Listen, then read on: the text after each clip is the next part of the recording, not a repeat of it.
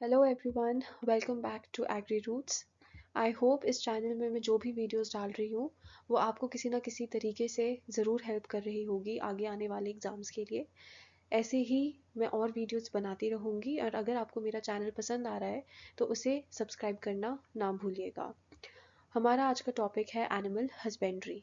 पहला क्वेश्चन है, which of the following milch breed of cow is known for its highest period of lactation? Option number A Sahiwal, option number B Gir, option number C Rathi and option number D Tharparkar. तो अगर हम highest period of lactation के बारे में बात करते हैं तो किस में देखा गया है? साहिवाल या फिर गिर या फिर राठी या फिर थरपारकर।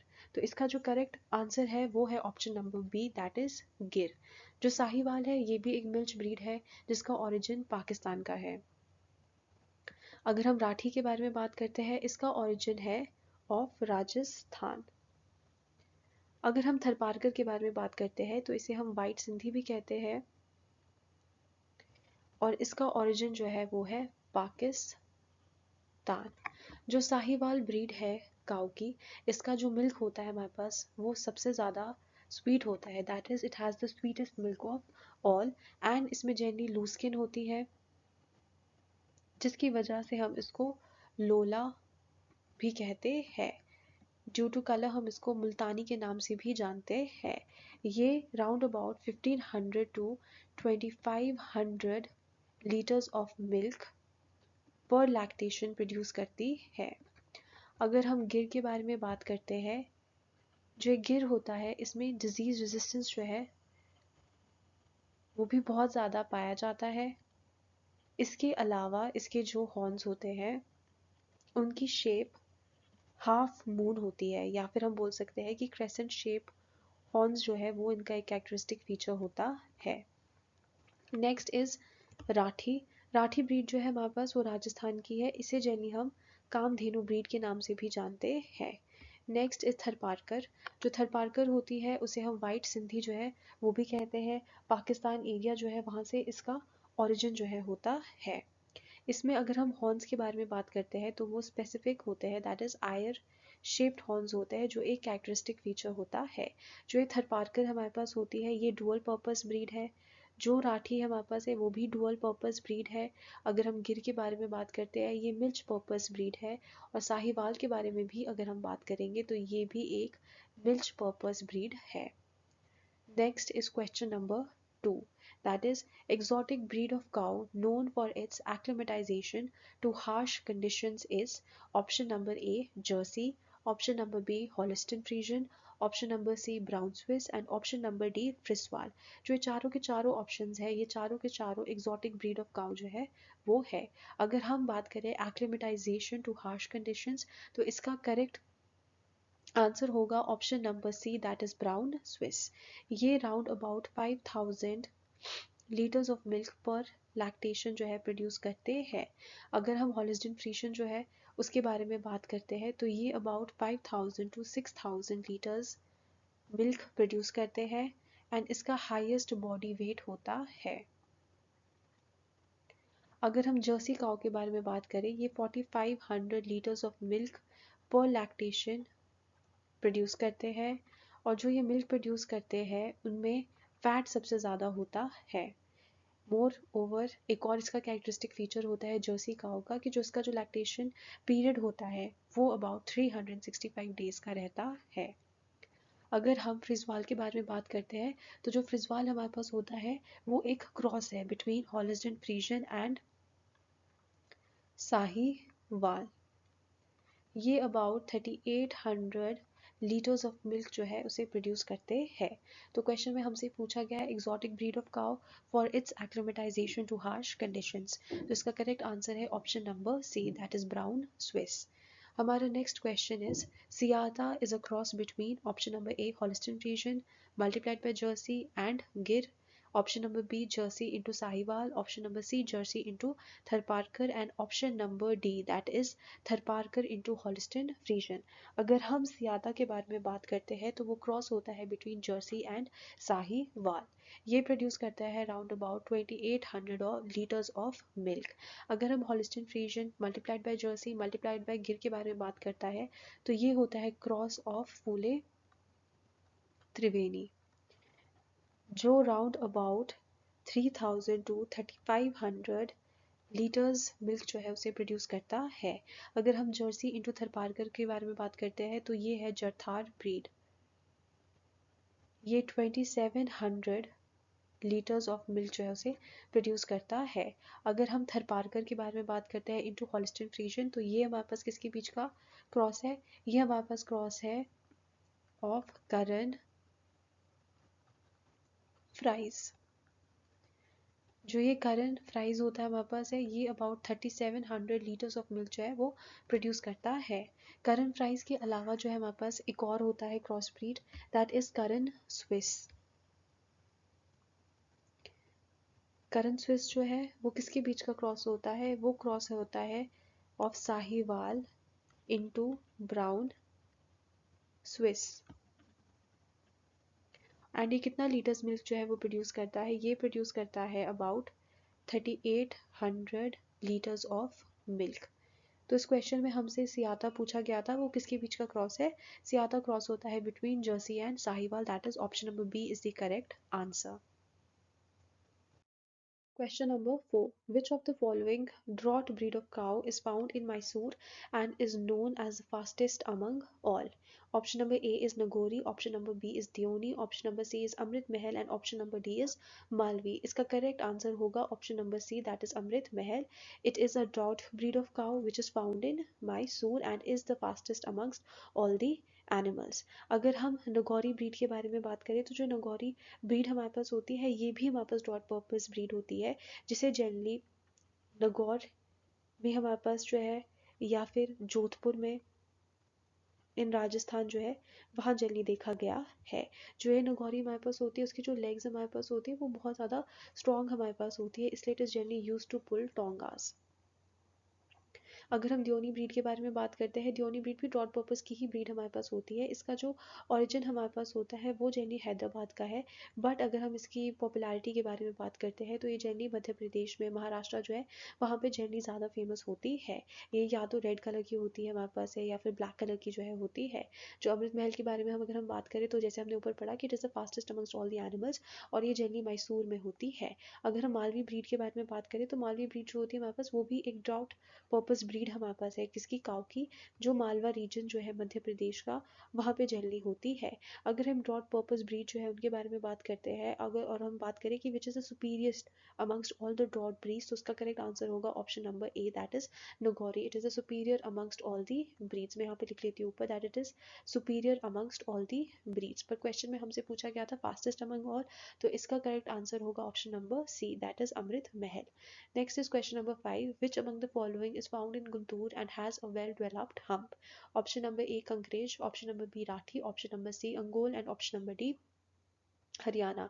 अगर हमें पता हो कि कौन सी ब्रीड ऑफ काउ कौन सी जगह से बिलोंग करती है तभी हम इन क्वेश्चंस को सिर्फ एक पार्ट इसका पढ़ के हम आराम से आंसर कर सकते हैं। जैसे अगर हम कंकरेज के बारे में बात करते हैं, जो एक कंकरेज हमारे पास होती है ये गुजरात रीजन जो है वहाँ पे बहुत ज़्यादा फेमस होती है। अगर हम राठी के बारे में बात करते हैं, ठीक है, तो ये राजस्थान एरिया जो है वहाँ पे बहुत ज़्यादा फेमस होता है। अगर हम हरियाणा के बारे में बात करते हैं तो ये हरियाणा एरिया में बहुत ज़्यादा फेमस होता है। तो इन ऑप्शन को ही देख के हमें पता चल गया है कि एक ही ऑप्शन बच रहा है, तो यही गुंटूर में आंध्र प्रदेश में हमारे पास है वहाँ पे फेमस होगा। अगर हम कंकरेज के बारे में बात करते हैं, ठीक है, इसका जो बॉडी वेट हमारे पास होता है वो सबसे ज़्यादा हाईएस्ट होता है और ये जो सवाई चाल हमारे पास होती है उसके लिए बहुत ज़्यादा फेमस है। अगर हम राठी के बारे में बात करते हैं, राजस्थान में होता है, ठीक है, इसमें फैट परसेंटेज बहुत ज़्यादा होता है, इसको हम कामधेनु जो है कहते हैं। देखो अगर हम इंडिजिनस ब्रीड के बारे में बात करते हैं जिसमें फैट बहुत ज़्यादा होता है वो राठी है, बट अगर हम एग्जॉटिक ब्रीड के बारे में बात करेंगे जिसमें हमारे पास फैट जो है वो बहुत ज़्यादा है तो वो कौन सी ब्रीड ऑफ काउ होगी, वो जर्सी ब्रीड ऑफ काउ होगी। अगर हम ओंगोल या की बात करते हैं, वो गुंटूर आंध्र प्रदेश जो हमारे पास उसमें होता है, प्योर वाइट इन कलर हमारे पास होता है एंड हम्प्ड होते हैं। अगर हम हरियाणा की जब हम बात जो करते हैं, ये हरियाणा जो हमारे पास होती है वहाँ पे जनरली पाए जो है जाते हैं, ठीक है। बेस्ट डुअल पर्पस ब्रीड के बारे में अगर हम बात करते हैं तो ये हरियाणा होता है, ठीक है। इसके जो हॉर्न्स होते हैं वो शॉर्ट होते हैं एंड स्टम्पी होते हैं। कैसे होते हैं? शॉर्ट होते हैं हमारे पास एंड स्टम्पी हॉर्न्स होते हैं। तो क्वेश्चन में हमसे वेल डेवलप्ड हम्प के बारे में पूछा गया है एंड पूछा गया है कौन सा है जो गुंटूर में होता है, तो इसका करेक्ट आंसर जो है क्या होगा हमारे पास option number C, that is Ongole. Then is question number C. Which of the following breed has sickle shaped horns, is grey silver in color and is lightest in weight? Option number A is Bhadawari, option number B is Toda, option number C is Mehsana and option number D is Surti. Although हमारे पास question में पूछा नहीं गया है कि काऊ की breed है या किस चीज़ की ब्रीड है, हमें इनके ऑप्शंस देखकर पता चल चुका है कि जनरली बफलोज जो है उनकी ब्रीड है। अब हमसे क्वेश्चन में पूछा गया है कि सिकल शेप्ड हॉर्न्स है and grey silver in colour है एंड लाइटेस्ट इन वेट है, तो इसका करेक्ट आंसर जो है क्या होगा, option number D that is Surti. ये जनरली गुजरात से बिलोंग करती है या गुजरात में सबसे ज़्यादा पाई जाती है। अगर हम भड़ावरी ब्रीड जो है उसके बारे में बात करते हैं तो ये जनरली आगरा रीजन होता है या फिर यूपी रीजन जो है उसमें जनरली जो है पाई जाती है। इसकी जो बॉडी होती है वो कॉपर जो है उस कलर की होती है एंड इसमें जो फैट हमारे पास होता है वो सबसे ज़्यादा हाईएस्ट दैट इज 13% जो है होता है। अगर हम टोडा जो है इसके बारे में बात करते हैं, जैनी तमिलनाडु जो है वहाँ पे पाई जाती है। इसका जो मिल्क हमारे पास होता है वो बहुत ज़्यादा स्वीट होता है, बहुत ज़्यादा फ्रेगरेंट होता है। अगर हम महसाना के बारे में बात करें तो जो महसाना होती है ये भी गुजरात में पाई जाती है। ये जो महसाना होती है ये बेसिकली हमारे पास क्रॉस होता है मुर्राह का, किसके साथ, सूरती के साथ। इसका जो लैक्टेशन पीरियड होता है या फिर इसका जो गेस्टेशन पीरियड होता है वो सबसे ज़्यादा हाईएस्ट होता है। जो ये सूरती हमारे पास होती है ये जनरली सिल्वर कलर की होती है या फिर आप बोल सकते हैं कि ये जेली वाइपर्स से सिल्वर ब्लैक इन कलर होती है। जो ये टोडा वाइपर्स होती है ये ऐश ग्रे इन कलर होती है। अगर हम भड़ावरी जो वाइपर्स है उसके बारे में बात करते हैं ये ब्लैक इन कलर जो है वापस होती है, दी सॉरी ब्लैक टी, ये वापस कॉपर इन कलर होती है, ब्लैक तो मुर्रा होती है। ठीक है, फिर अगर हम भैसारा के बारे में बात करते हैं तो भैसारा जो होती है उसका जो गेस्टेशन पीरियड होता है वो सबसे ज़्यादा हाईएस्ट होता है। और एक इसका क्रॉस है ये मुर्रा और सूती जो है उनका क्रॉस होता है। तो इस पूरे क्वेश्चन का करेक्ट आंसर क्या होगा, option number D that is सूती। इसके सिकल शेप्ड हॉर्न्स होती है, ग्रे सिल्वर जो है कलर की बॉडी होती है and it is the lightest in weight. Next is question number 7. Which breed of buffalo is found in the UP region and has purple eyelids and two white lines on the lower side of neck? A Bhadawari, B Murrah, C Jafarabadi and D Godavari. अब हमसे question में अगर पूछा गया है कि UP reason में है, पर्पल आईलिड्स है with two white lines on the lower side of the नेक, तो इसका करेक्ट आंसर है ऑप्शन नंबर ए भाड़ावरी। इसमें जो फैट परसेंटेज होता है वो सबसे ज़्यादा हाईएस्ट होता है। ये आगरा रीजन में, यूपी रीजन में बहुत ज़्यादा फेमस होती है। अगर हम मुर्रा की बात करते हैं जैसे हमने पहले डिस्कस किया वो कम्प्लीटली ब्लैक इन कलर होती है और इसकी इंटायर बॉडी में छोटे छोटे हेयर्स जो होती है वो प्रेजेंट होते हैं। ठीक है, इसको जनरली हम सबसे ज़्यादा ब्यूटीफुल ब्रीड ऑफ काउ जो है वो भी कहते हैं। इसमें जो मिल्क प्रोडक्शन होता है वो भी सबसे ज़्यादा मैक्सिमम होता है, पर इसमें जो फैट कंटेंट होता है वो 7% होता है, जबकि भड़ावरी में फैट कंटेंट जो है वो कितना होता है वो 13% होता है। Next we have Jafarabadi. जो जफराबादी हमारे पास होती है उसको हम किस नाम से जानते हैं, इसको जनरली हम मिनी एलिफेंट जो है उसके नाम से भी जानते हैं। नाम से ही पता चल रहा है एलिफेंट है, तो इसकी जो हॉर्न्स होती है वो भी हमारे पास से हैवी होती है। ये खुद हमारे पास हैवीएस्ट ब्रीड जो है होती है। इसके अलावा अगर हम इसकी आइज़ के बारे में बात करते हैं तो जो इसकी आइज़ हमारे पास होती है वो बहुत ज़्यादा स्लीपी होते हैं या फिर बहुत ज़्यादा हम बोल सकते हैं स्टूडियस आइज़ जो हमारे पास है वो भी जनरली इसको कहा गया है। Next is Godavari. गोदावरी जो हमारे पास है वो हमारे पास ग्रेडिंग अप जो है उसका एक बहुत अच्छा एग्जाम्पल है। गोदावरी जो होता है वो क्रॉस होता है बिटवीन मुर्रा जो हमारे पास होता है और जो आंध्र प्रदेश जो होती है उसकी जो लोकल कोई भी ब्रीड होती है उसके साथ मुर्रा का हम क्रॉस करवा देते हैं। उस up to 7 generation grading up जो है कहलाता है। कोई भी जो हमारे पास है डिस्क्रिप्टिव कैटल स्पीशीज उसकी इंप्रूवमेंट के लिए हम करते हैं उसको जनरली हम ग्रेडिंग अप कहते हैं। तो इसका करेक्ट आंसर जो हमारे पास क्या होगा कि पर्पल आईलिड्स है and white lines on the lower side of the neck है। इसका करेक्ट आंसर है option number A Bhadawari. Next is question number 8. Milk produced from which among the following is sweet and fragrant in nature? Option number A Surti, option number B Nagpuri, option number C Toda and option number D Nanili Ravi. तो इसमें से जो correct answer होगा वो होगा option number सी टोडा। ये generally Tamil Nadu में होता है। इसका जो मिल्क होता है हमारे पास है वो फ्रेगरेंट भी होता है और उसके साथ साथ सबसे ज़्यादा स्वीट भी होता है। ये ऐश ग्रे कलर का होता है। अगर हम नीली रावी के बारे में बात करते हैं, जो नीली रावी होता है उसका ओरिजिन पाकिस्तान में होता है। इसको जनरली हम वॉल आइड जो है वो भी कहते हैं या फिर हम इसको वाइट आइज जो है वो भी कहते हैं। अगर हम नागपुरी के बारे में बात करते हैं ये जनरली सेंट्रल इंडिया में पाया जाता है। जो कैरेक्टरिस्टिक फीचर होता है इस नागपुरी का कि जो इसका जो हॉर्न होता है वो स्वॉर्ड शेप्ड होता है, that is it has sword shaped horn. दूसरा हमारे पास सूरती ब्रीड थी, हमने उसको पहले भी डिस्कस किया है कि ये जनरली गुजरात एरिया जो है उसमें होती है। इसका जो हॉर्न होता है वो कैसा होगा, सिकल शेप्ड होगा। तो अगर सिकल शेप्ड हॉर्न पूछा गया है तो वो सूरती में होता है, और अगर स्वॉर्ड शेप्ड हॉर्न जो है पूछा गया वो किस में होता है, वो नागपुरी में होता है। Next is question number 9. Highest SNF, that is solid not fat, is found in milk of option number A goat, option number B cow, option number C buffalo and option number D sheep. अगर हम cow, buffalo, sheep, गोट, इन सब के SNF के बारे में बात करते हैं तो काउ में राउंड अबाउट 8.3% एसएनएफ होता है, बफलो में 9 होता है, शीप में 11 होता है, जो गोट होता है उसमें भी 8.3 एसएनएफ होता है। तो हाईएस्ट एसएनएफ जो है इन सारे ऑप्शंस में से किसका होता है, शीप जो है उसका होता है, that has an highest SNF of around about 11।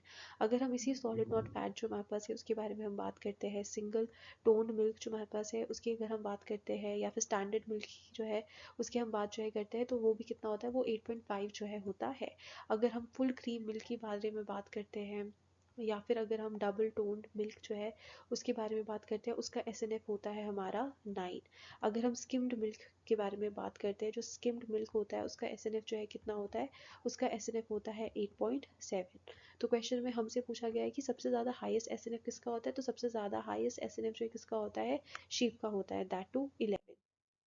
Next is what is the pH of milk? Option number A is 5 to 6, option number B is 6.5 to 6.7, option number C is 6.8 to 7.2, and option number D is 4.5 to 5.6।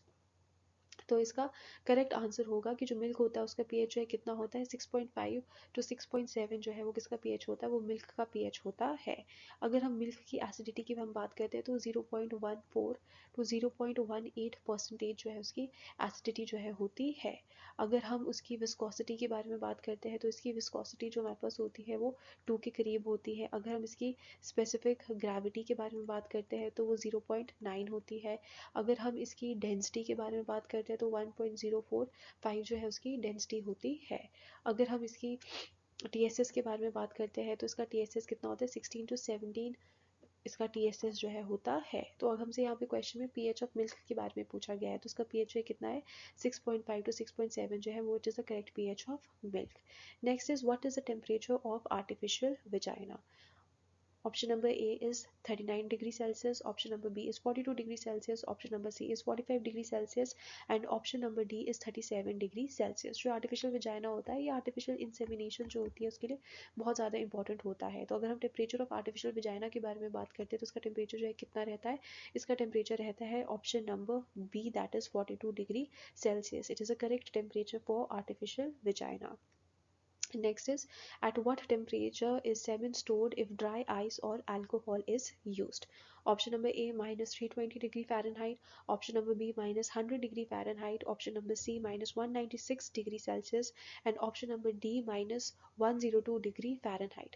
अब हमारे जो है ये पता होना चाहिए कि जब भी हम आर्टिफिशियल इंसेमिनेशन जो है करते हैं तो उसमें जब भी हमारे सीमेन को स्टोर करना होता है, या तो हम इसको ग्लिसरॉल में स्टोर करते हैं, या फिर हम इसको लिक्विड नाइट्रोजन में स्टोर करते हैं, या फिर हम इसको ड्राई आइस में स्टोर करेंगे, या फिर अल्कोहल जो है उसमें स्टोर करेंगे। जनरली अगर हम बेस्ट की बात करते हैं तो जो ग्लिसरॉल होता है वो सबसे ज़्यादा बेस्ट मीडियम होता है जिसमें जनरली हमें सीमेंट को जो है स्टोर करना चाहिए, क्योंकि वो वाटर जो हमारे पास होती है उसको सीमेंट से रिमूव कर देता है एंड क्रिस्टलाइजेशन जो होती है ऑफ सीमेंट उसको प्रिवेंट करता है। अगर हम लिक्विड नाइट्रोजन के बारे में बात करते हैं तो लिक्विड नाइट्रोजन जो है वो माइनस 320 डिग्री फ़ारेनहाइट या फिर माइनस 196 डिग्री सेल्सियस जो है उसमें सीमेंट को स्टोर किया जाता है। इसमें जनरली क्या होती है, अगर हम लिक्विड नाइट्रोजन में स्टोर करते हैं जो फर्टिलिटी जो है उसमें रिडक्शन जो है वो जनरली पाई नहीं जाती है। बट अगर हम ड्राई आइस को यूज़ करेंगे या अल्कोहल को यूज़ करेंगे, जिसे जनरली हम यूज़ करते हैं एट माइनस 100 डिग्री फ़ारेनहाइट, इसमें जो फर्टिलिटी लॉस के चांसेस है वो बहुत ज़्यादा इंक्रीज रहते हैं। तो जनरली अगर हमसे बेस्ट मेथड पूछा जाए तो वो ग्लिसरॉल का होता है, क्योंकि वो क्रिस्टलाइजेशन जो है उसको होने नहीं देता है। अगर हमसे फर्टिलिटी जो है उसको रिड्यूस किए बिना एक मेथड पूछा जाए तो वो लिक्विड नाइट्रोजन होगा, और अगर आया एक मेथड जिसमें फर्टिलिटी रिड्यूस होती है तो वो ड्राई आइस या फिर अल्कोहल जो है वो होता है। तो इसमें हमसे पूछा गया है कि ड्राई आइस या फिर अल्कोहल जो है उसका करेक्ट टेम्परेचर जो है क्या होता है, तो करेक्ट आंसर होगा option number B, that is minus 100 degree Fahrenheit. अब हम आपको पता है कि जो हमारे पास है सीमेन हमारे पास होता है उसको हम इस टेम्परेचर रेंज में स्टोर कर सकते हैं। जो आर्टिफिशियल विजाइना होता है उसका टेम्परेचर 42 डिग्री सेल्सियस होता है। अगर हमारे को इस आर्टिफिशियल विजाइना जो है उसको स्टोर करना है तो इस आर्टिफिशियल विजाइना को हम जनरली 40 डिग्री फ़ारेनहाइट में 1 to 4 डेज जो है उसको उतने दिनों तक 40 डिग्री फ़ारेनहाइट में स्टोर करते हैं। अगर हमारे को मिल्क को स्टोर करना है तो मिल्क को हम 4 डिग्री सेल्सियस जो है उसमें स्टोर करेंगे।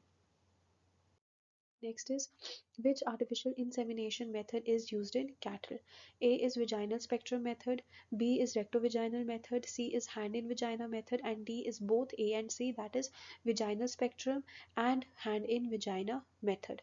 Generally आपको पता होना चाहिए कि जो hand in vagina method होता है उसको generally prefer नहीं किया जाता है क्योंकि जो इसमें contamination जो होती है उसके जो chances हमारे पास होती है या फिर injury के chances हमारे पास होती है वो बहुत ज़्यादा high होते हैं, तो इसको हम generally prefer नहीं करते हैं। बचा हमारे पास vaginal spectrum method and rectovaginal method। हमसे पूछा गया है in cattle that is in cow and in buffaloes, तो करेक्ट आंसर होगा option number B that is rectovaginal method। जो rectovaginal method होता है उसमें जनरली एक गन जो है उसको यूज किया जाता है। ठीक है, इसमें जो गन होती है उसको सर्विक्स तक पहुंचाया जाता है एंड सीमेन जो होता है it is generally deposited bye injecting that gun into the cervix. वहाँ से जो है क्या होता है एक स्ट्रॉ जैसी होती है वो निकलती है जिसको जो सीमन जो होती है उसको वहाँ पे इंट्रोड्यूस करवा देती है। तो ये रेक्टोविजाइनल मेथड होता है। दूसरा मेथड विजाइनल स्पेक्ट्रम मेथड होता है। इसमें क्या होता है एक स्पेक्ट्रम जो होता है it is generally placed into the vagina of the cow which provides a passage towards the inside हमारे पास होती है जहाँ पे एक ट्यूब जो है उसको हम पास करते हैं एंड सेमन जो है उसको डिपॉजिट करवाते हैं। ठीक है, तो जो विजाइनल स्पेक्ट्रम मेथड होता है इसको हम यूज़ करते हैं इन गोट, इन शीप, पर हमसे कैटल पूछा गया है तो करेक्ट आंसर क्या होगा option number B that is rectovaginal method. Next is question number 14. Twisting or the revolution of uterus in pregnant cow is called as. जो हमारे पास क्या होता है ट्विस्टिंग हमारे पास होता है या फिर जो रेवोल्यूशन होता है of the uterus in the pregnant cow उसे हम क्या कहते हैं? Option number A that is silent heat, option number B anoestrum, option number C torsion of the uterus और option number D that is the uterus prolapse. इसका correct answer होगा option number C torsion of the uterus, जहाँ पे जो vagina जो होता है उसका इंटायर जो है हमारे पास 360 डिग्री जो हमारे पास होता है वो रोटेट कर देता है। ठीक है, रेवोल्यूशन जो हमारे पास होता है ऑफ द यूट्रस जो है वो हो जाता है। अगर हम साइलेंट हीट के बारे में बात करते हैं तो साइलेंट हीट क्या होता है? जब एक काऊ हमारे पास जो है होती है इट कम्स इन हीट होती है विदाउट शोइंग एनी सिम्टम्स, कोई भी सिम्टम्स जो हमारे पास होती है ठीक है वो नहीं दिखते हैं, उसे हम क्या कहते हैं? उसको हम साइलेंट हीट जो है कहते हैं। एनोस्टम जो हमारे पास क्या होती है वो हीट सिम्टम्स को दिखाना ही बंद कर देती है, उसे हम एनोस्टम जो है कहते हैं। हीट सिम्टम्स जो हमारे पास होती है ठीक है they are generally stopped, it stops showing these heat symptoms, it is referred to as aneostrum। फिर यूट्रस प्रोलैप्स यहाँ क्या होता है? कभी कभार जो हमारे पास होता है यूट्रस हमारे पास होता है it comes out of vagina, it is refer to as the uterus prolapse. ठीक है, ये कुछ इंपॉर्टेंट टर्म्स है जिनके बारे में आपको पता होना चाहिए। Next is question number 15। Per capita milk availability per gram per day is option number A 471 gram per day, option number B is 459 gram per day, option number C is 478 gram per day and option number D is 472 gram per day. तो इसका correct answer जो है क्या होगा? Option number A that is 471 gram per day. पहले 459 जो है ग्राम per day जो है हुआ करता था बट अब इसको रिसेंटली चेंज कर दिया गया है और करेक्ट जो है क्या है अब ऑप्शन 471 ग्राम पर डे। अगर हम एग्स जो है उसके बारे में बात करते हैं, एग्स की कितनी अवेलेबिलिटी रहती है हमारे पास है 103 एग्स पर एनम, और जब हम मिल्क के बारे में बात करते हैं वो कितना होता है 471 ग्राम्स पर डे। ये पर कैपिटा जो है milk availability and per capita egg availability रहती है। तो आज की इस वीडियो में हमने एनिमल हस्बेंड्री से रिलेटेड कुछ इंपॉर्टेंट क्वेश्चंस जो है उनको डिस्कस किया जो बेसिकली आपके लिए आगे एग्ज़ाम्स जो है होने वाले हैं, चाहे वो CWC का एग्ज़ाम हो या फिर किसी भी और एग्ज़ाम जो है उनके लिए बहुत ज़्यादा इंपॉर्टेंट है। अगर आपको ये वीडियो पसंद आई है देन प्लीज़ मेरे चैनल को सब्सक्राइब करना मत भूलिएगा। Thank you very much.